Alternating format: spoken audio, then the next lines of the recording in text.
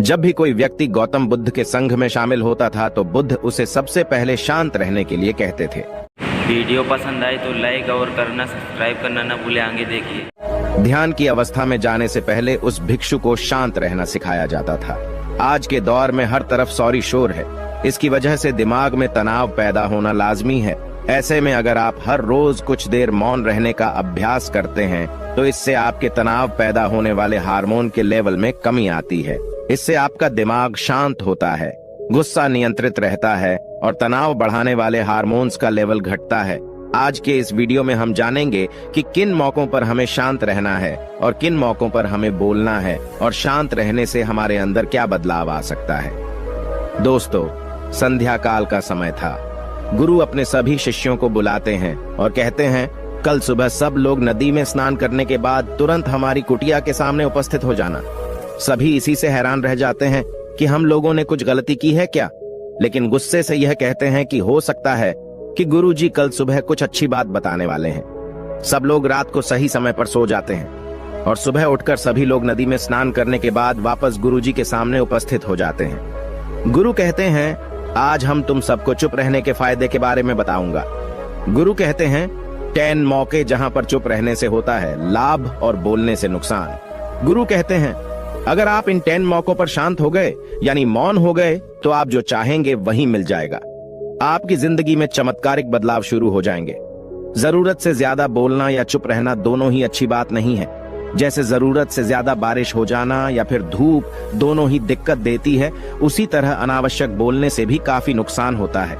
गुरु कहते हैं कि पहला ऐसा मौका जहां पर व्यक्ति को चुप रहना चाहिए, बिना तथ्य के ना बोले।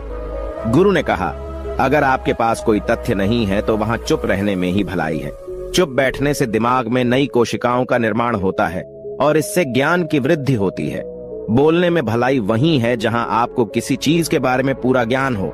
अगर आप बिना तथ्य के कहीं बोलते हैं या फिर बेवजह बोलते हैं तो आपका वहां मजाक भी बन सकता है। अगर आपके पास पर्याप्त जानकारी नहीं है, ऐसी जगह पर बोलने से आपका मजाक तो बनी रहेगी, साथ ही साथ लोगों का भरोसा भी आपसे उठने लगेगा। इसलिए ऐसी जगह पर शांत रहो जहां तुम्हें पता ना हो कि क्या बोलना है क्या नहीं। कई बार कुछ लोग ऐसे होते हैं जो हर जगह अपनी उपस्थिति बताने लगते हैं।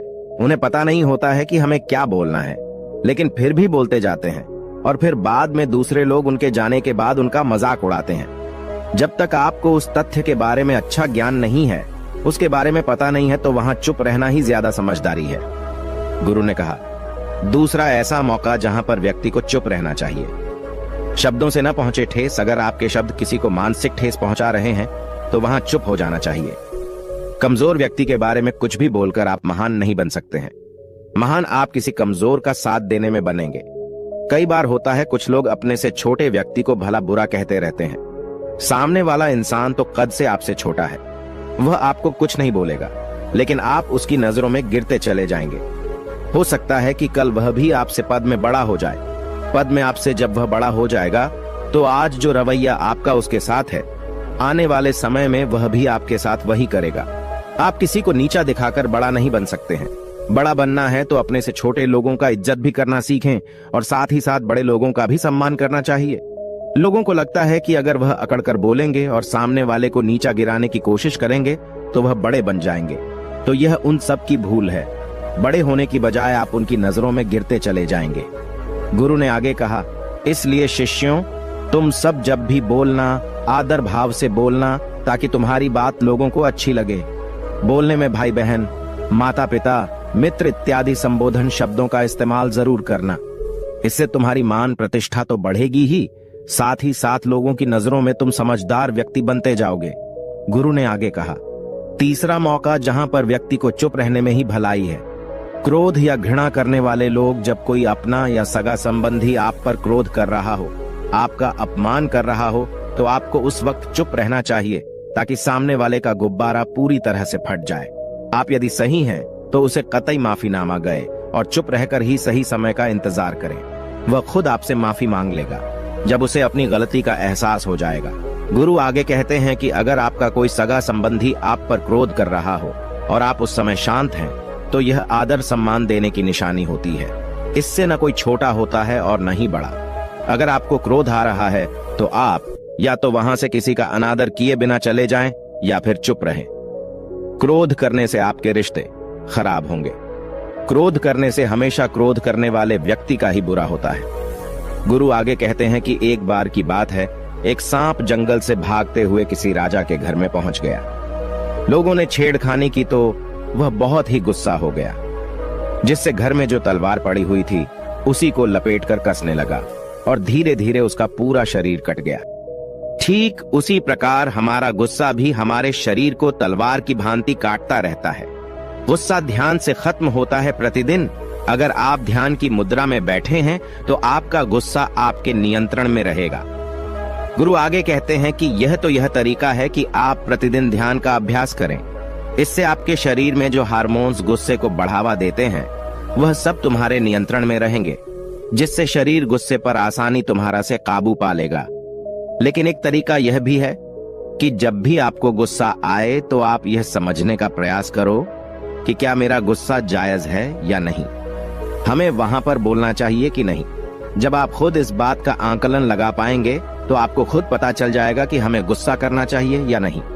फिर भी आपको गुस्सा आ रहा है तो आप वहां से हटने का प्रयास करें, वहां से दूर चले जाएं। धीरे धीरे समय के साथ आपका दिमाग शांत हो जाएगा।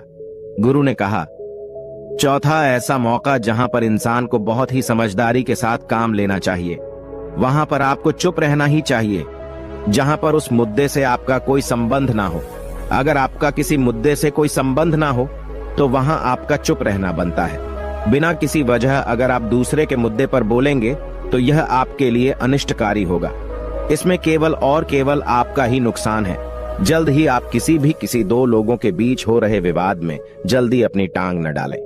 अगर सामने वाला आपको बुला रहा है अपना झगड़ा शांत करवाने के लिए तो ही आप वहां पर जाएं। किसी की व्यक्तिगत जिंदगी में दखल अंदाजी नहीं देनी चाहिए जब तक कि वह व्यक्ति आपको नहीं बुलाता है। अपने झगड़े को शांत करवाने के लिए कुछ लोग फालतू में दूसरे के विवाद में कूद पड़ते हैं। इससे उनके मान सम्मान मर्यादा पर लोग उंगली उठाने लगते हैं। गुरु कहते हैं कि 10 मौकों में 5वां ऐसा मौका जहां पर व्यक्ति को बहुत ही समझदारी के साथ चुप रहना चाहिए। आपके शब्दों से किसी मित्र को हानि न पहुंचे। अगर आपके शब्द सामने वाले के परिवार या मित्रों की प्रतिष्ठा के बारे में बुरी झलक दिखा रहे हैं तो आपको चुप रहना चाहिए। किसी के परिवार या फिर मित्र के बारे में बुरा बोलने से केवल आप ही बुरे बनेंगे। जो चीज आसानी से खत्म की जा सकती है उसे अपने शब्दों से बड़ा न करें।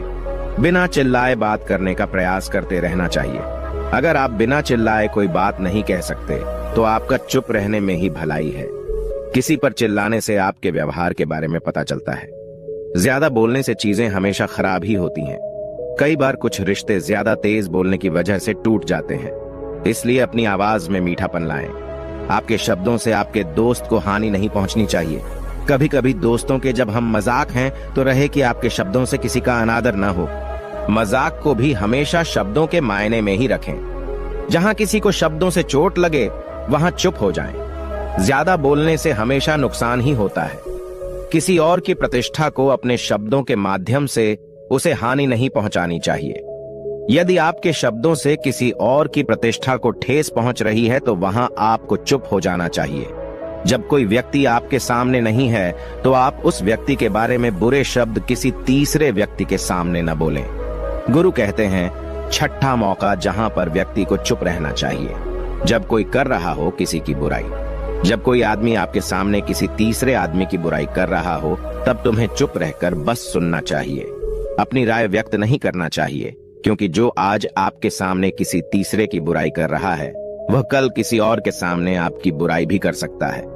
यदि आपने कुछ कहा है तो नीति शास्त्र के अनुसार जो अपने मुंह को बंद रखता है और बुद्धि से काम करता है वही इंसान समझदार होता है। बिना जरूरत के बोलना, किसी के बारे में किसी के बीच में बोलना यह गलत बात है। कभी कभी हमारे लिए बुद्धिमानी इसी में होती है कि हमें अपना मुंह ऐसी जगह पर नहीं खोलना चाहिए। गुरु आगे कहते हैं कि 10 मौकों में 7वां ऐसा मौका जहां पर व्यक्ति को चुप रहना चाहिए, जब कोई नहीं समझे आपकी भावना। यदि आपको लग रहा है कि कोई व्यक्ति आपकी भावना, दुख या परेशानी को शब्दों में नहीं समझ रहा है, यदि आपको लग रहा है कि सामने वाला व्यक्ति आपकी भावना या दुख को या आपकी जो परेशानी है उसको वह समझ नहीं पा रहा है या समझने का प्रयास ही नहीं कर रहा है, या वह आपको ध्यान से सुन ही नहीं पा रहा है, तो ऐसे व्यक्ति के सामने आप चुप ही रहें, क्योंकि ऐसे लोगों को आपकी भावना या दुख से कोई मतलब नहीं होता है। ऐसे लोगों को अपना राज बताकर आप पछताएंगे ही बाद में। इसलिए हर किसी को अपने मन की बात नहीं बतानी चाहिए। अगर आपको लग रहा है कि सामने वाला आपकी बात को नहीं समझ पा रहा है, आपकी भावनाओं को नहीं समझ पा रहा है, तो वहां पर आपको नहीं बोलना चाहिए, क्योंकि आज में आपका मजाक ही बन जाएगा जब आपको लगने लगे कि सामने वाला आपकी भावनाओं को ठीक तरीके से समझ रहा है। आप जो कह रहे हैं वह ठीक से सुन रहा है, तभी आप उसे अपनी बात कहें। गुरु कहते हैं कि 8वां मौका जहां पर आपको चुप रहना चाहिए, जब कोई इंसान अपना दुख व्यक्त करे। यदि कोई इंसान अपने दुख या परेशानी को आपको बता रहा है, तो इसका मतलब यह है कि वह आपको अपना समझ रहा है। ऐसे में तुरंत ही उसे समाधान बताने के बजाय चुप रहकर उसके दुख या समस्या को सुने। उसके दुख या समस्या को किसी और को न बताएं। वह इसलिए नहीं बता रहा है कि उसकी समस्याओं का समाधान कर देंगे, बल्कि वह इसलिए भी बता रहा है कि सामने वाला उसकी बात को समझ रहा है। कई बार बताने से दुख कम हो जाते हैं। आपको अपना दुख इसलिए बता रहा होगा कि उसे लग रहा है कि आप उसकी बात को समझ रहे हैं। दुख बांटने से कम हो जाता है। इसलिए जब कोई व्यक्ति अपना दुख आपसे व्यक्त करे, तो आप चुप मारकर उसकी बात को बहुत ही ध्यान से सुने, ताकि उसके दुख कम हो जाएं। उसके मन का बोझ हल्का हो जाए, क्योंकि उसके मन में जो भी बातें थी वह आपको सब बता दिया। गुरु आगे कहते हैं कि 10 जगहों में 9 ही ऐसी जगह जहां पर आपको चुप रहना चाहिए। जहां पर दुष्ट प्रकृति के लोग रह रहे हों और गाली गलौज कर रहे हों, तो आप वहां पर मत जाइए। ऐसी जगहों से आप चुपचाप निकल जाएं, अर्थात अपनी प्रतिक्रिया दिए बिना आप वहां से चले जाएं, क्योंकि जिसकी जुबान खराब होती है, जो दुष्ट प्रकृति के लोग होते हैं, उनको आप ऐसे समय में नहीं समझा सकते हैं। जब उनका दिमाग पूरी तरह से शांत हो जाए, तभी वह आपकी बात सुनेंगे। इसलिए जहां पर दुष्ट प्रकृति के लोगों आपकी बात को न मानते हों और न ही सुनते हों, तो आपको वहां पर नहीं बोलना चाहिए।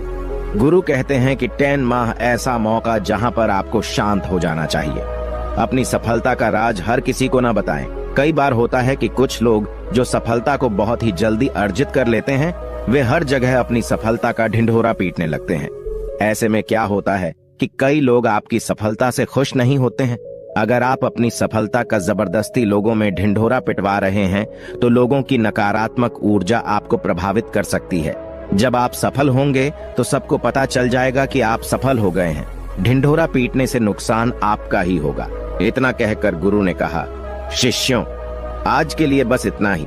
अगर तुम सब मेरी इन 10 बातों को अपने जीवन में अपना लेते हो, तो तुम सब काफी हद तक परेशानियों से बचे रहोगे। यहाँ से जाने के बाद मेरी यह बातें आपके जीवन किसी वरदान से कम साबित नहीं होंगी। दोस्तों, मुझे उम्मीद है इस वीडियो से आपको बहुत कुछ सीखने को मिला होगा। अगर आप नए हो तो हमसे जुड़ने के लिए इस चैनल को सब्सक्राइब करना मत भूलिएगा।